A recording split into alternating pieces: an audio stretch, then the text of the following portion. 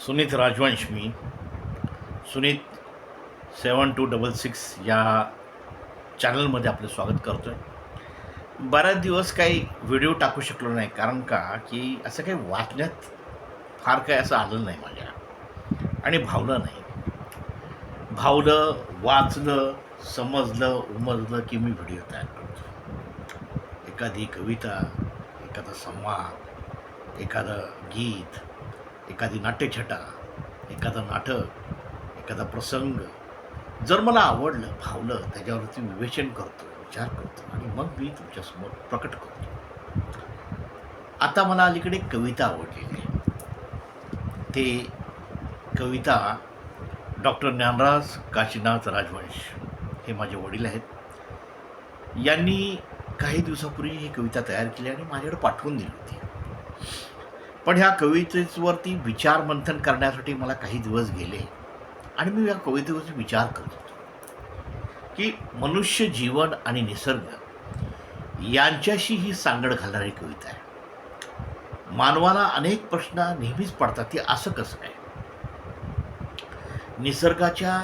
कारण मनुष्य वाढतो निसर्गाकडे पाहत.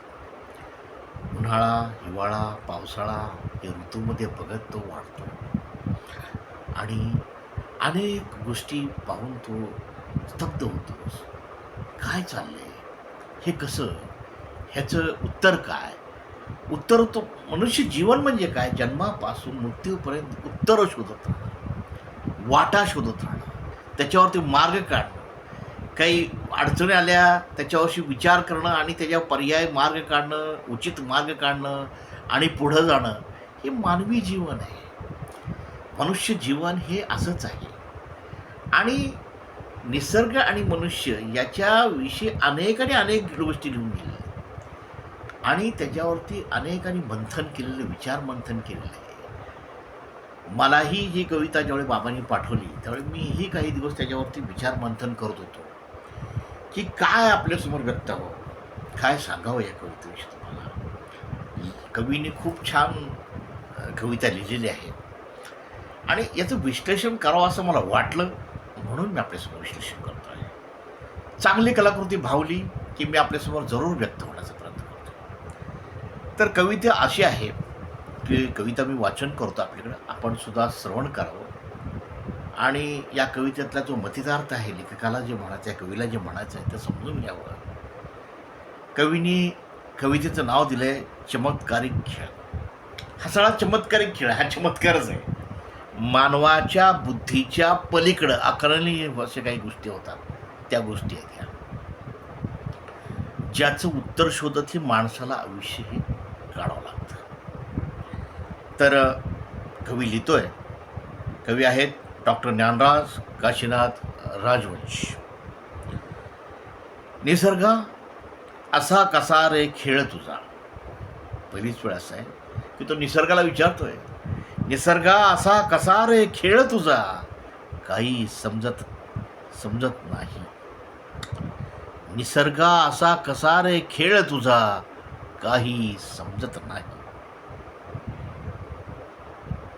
पहिलेच त्यांनी असं लिहिलेलं आहे. पुन्हा तो स्वतःशी विचारतोय त्या प्रश्न निसर्गाला, येत असेल का खूप मजा या खेळात तुला. येत असेल का खूप मजा या खेळात तुला, काही समजत नाही. निसर्गा असा कसा रे खेळ तुझा, काही समजत नाही. येत असेल का खूप मजा, काही समजत नाही. येत असेल का खूप मजा या खेळात तुला, काही समजत नाही. तर तो निसर्गाशी एकमेक असा संवाद करतो. तुझीच आहे की दुसऱ्याची कोणाची, सजीव निर्जीव ही निर्मिती. तुझीच आहे की दुसऱ्या कोणाची, सजीव निर्जीव ही निर्मिती. देतोस तूच जीवनाचा जन्म जीवन मृत्यू. देतोस तूच जीवाना जन्म जीवन मृत्यू, काही समजत नाही. म्हणजे हे कोण आहे? जीवन आपल्याला जो देतो तो जन्म देतो, जीवन देतो आणि मृत्यू देतो. हे तूच देतोस का कुणी आणून देतंय? कुणी आणखीन आहे कोणी हा शक्ती? असा कवी विचार करतोय. तुझीच आहे की दुसऱ्या कोणाची, सजीव निर्जीव ही निर्मिती. देतोस तूच जीवांना जन्म, जीवन, मृत्यू. हे जे जीव आहे त्याला तू जन्म, जीवन आणि मृत्यू देतोस. तू देतोस का कोणी आणखी कोणी देतोय? काही समजत नाही. आहेत सदा सहज घडणाऱ्या जन्म मृत्यू या दोन अवस्था. कारण जन्माला आले की मृत्यू होणारच. आहेत सदा सहज घडणाऱ्या जन्म मृत्यू हे दोन अवस्था. का सहज घडत नाही जीवन ही अवस्था? का सहज घडत नाही जीवन ही अवस्था? काही समजत नाही. हा जो मधला पोर्शन आहे जीवन, हे का सहज घडत नाही? का एवढा माणसाला त्रास? कशाला त्रास द्या माणसाला? त्यासाठी किती कष्ट करावं लागतं, किती यातना सहन करावं लागतात, किती दुःख पाचवावं लागतं, किती कष्टातनं द्यायला जावं लागतं. यासाठी तो कवी विचारतो की घडणाऱ्या घटनाचा जन्म आहेत सदा सहज घडणाऱ्या जन्म मृत्यू या दोन अवस्था. का सहज घडत नाही जीवन ही अवस्था? काही समजत नाही. नित करावा लागतो प्रयत्न जीवन जगण्यास, खूप काही मिळवण्याचा. प्रत्येकाला संघर्ष आहेच. म्हणजे कुठलाही जीव जरी घेतला त्याला संघर्ष हा आलाच. आपल्याला वाटतं आपल्याच म्हणजे प्रारब्धामध्ये संघर्ष झाला, असं नाही आहे. पक्ष्यांना आहे, तुमच्या प्राण्यांना आहे. म्हणजे धर्तीवरती जो जीव आहे त्याला संघर्ष आलाच. आणि मनुष्य प्राण्याला तर आहेच आहे, का त्याला बुद्धी जास्त आहे, त्यामुळे त्याला जास्त संघर्ष केला. तर नित करावा लागतो प्रयत्न जीवन जगण्यास, खूप काही मिळवण्याचा. प्रत्येकाला रोज प्रयत्न करावा लागतो. रोज काही ना काही ते मिळवण्यासाठी बाहेर पडावंच लागतं. कितीही नाही म्हणा, किती थकले म्हणा, तरी शेवटी बाहेर पडावंच लागतं. त्यामुळे कवी लिहितो, नीत करावा लागतो प्रयत्न जीवन जगण्यास, खूप काही मिळवण्याचा. जाईल जीव इतके कष्टाचे का जगणे?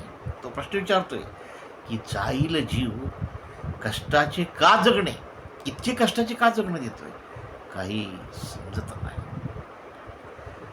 कसली व्यवस्था तुझी, आजचे नवे होते उद्याचे जुने. हे आज जे आहे ते उद्या जुनं होणार आहे. कसली व्यवस्था आहे तुझी? कवी विचारतोय, कसली निर्मिती आहे तुझी की आजचं जे आहे ते उद्या जुनं होणार आहे? म्हणून तो म्हणतो, कसली व्यवस्था तुझी, आजचे नवे होते उद्याचे जुने. जुने जाऊन नित्य नवे का येत असते? जुने जाऊन नित्य नवे का येत असते? काही समजत नाही. म्हणजे प्रश्न पडतो की हे का जाणार आहे, कशासाठी जाणार आहे? हे असंच राहावं. मनुष्य भाव आहे तो. मनुष्याला असं वाटतं की असंच राहावं, असंच सदैव टिकत राहावं, त्यामध्ये फरक पडे. पण आपल्याला वाटणं आणि निसर्गाने आखणी ती फार वेगळी केलेली आहे. म्हणून तो विचारतो, कसली व्यवस्था तुझी. पुढचा, विखुरला आहे कुठेही तुझ्या खेळाचा प्रचंड पसारा. एवढं विश्वामध्ये काय काय विखुरलेलं आहे. अहो, आपल्या कल्पनेच्या पलीकडं काही गोष्टी आहेत. या जन्मात आपण पृथ्वीवरच्या बऱ्याच गोष्टी समजू शकत नाही.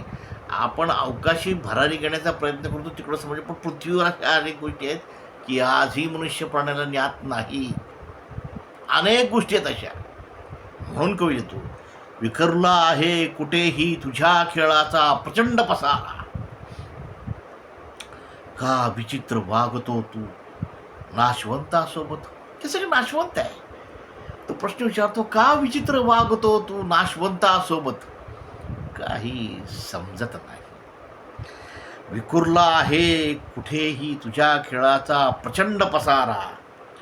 का विचित्र वागतो तू नाशवंतासोबत? काही समजत नाही. शेवटी कवी ज्ञानराज म्हणतात, ज्ञानराज गोंधळाविणार, ज्ञानराज गोंधळविणारा तुझा पसारा वाटतो. कवीला काय वाटतंय? ज्ञानराज, गोंधळविणारा तुझा पसारा वाढतो, चमत्कारिक खेळ.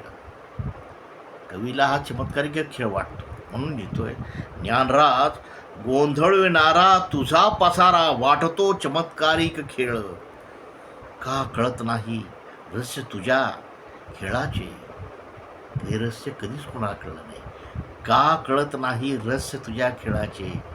काही समजत नाही.